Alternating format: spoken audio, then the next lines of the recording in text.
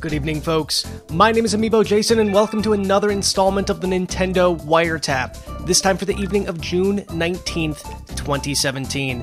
Tonight, we are going to be continuing our E3 series with a look at Metroid. Let's take a look at everything that was announced.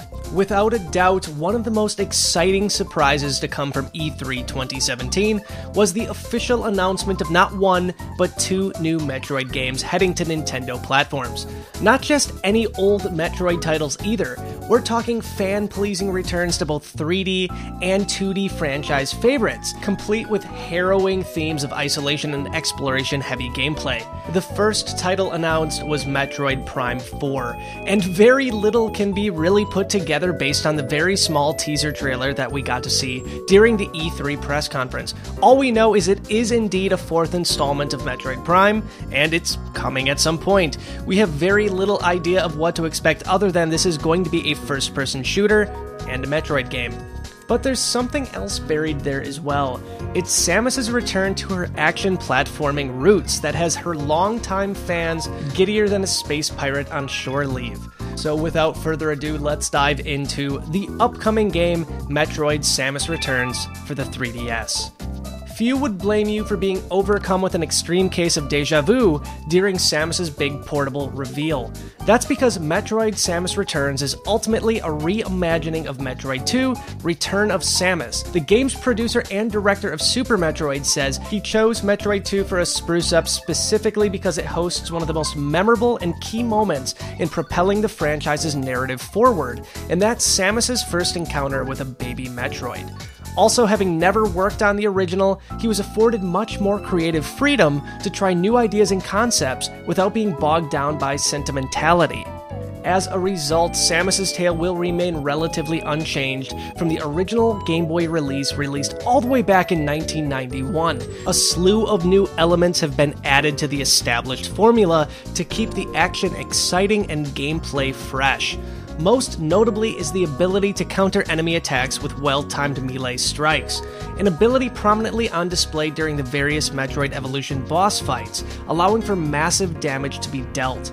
A 360-degree free aim mode also made the cut, allowing the bodacious bounty hunter to easily lock onto foes from any angle.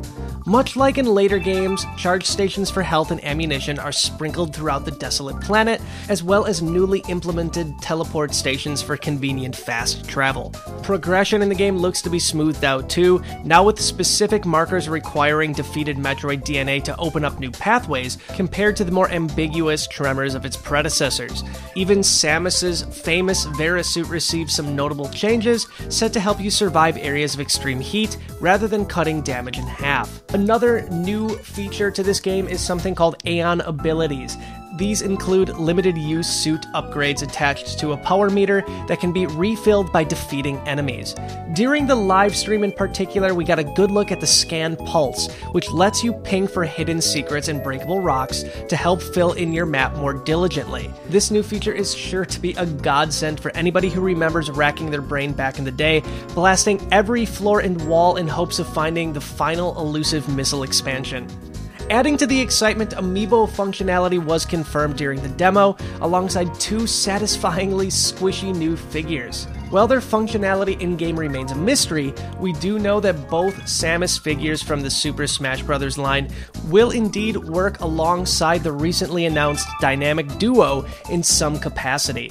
Fortunately, we won't have too much time to wait as Metroid Samus Returns is set to release in just a few months' time on September 15th. And that's going to wrap up another installment of the Nintendo Wiretap again for the evening of June 19th. 2017.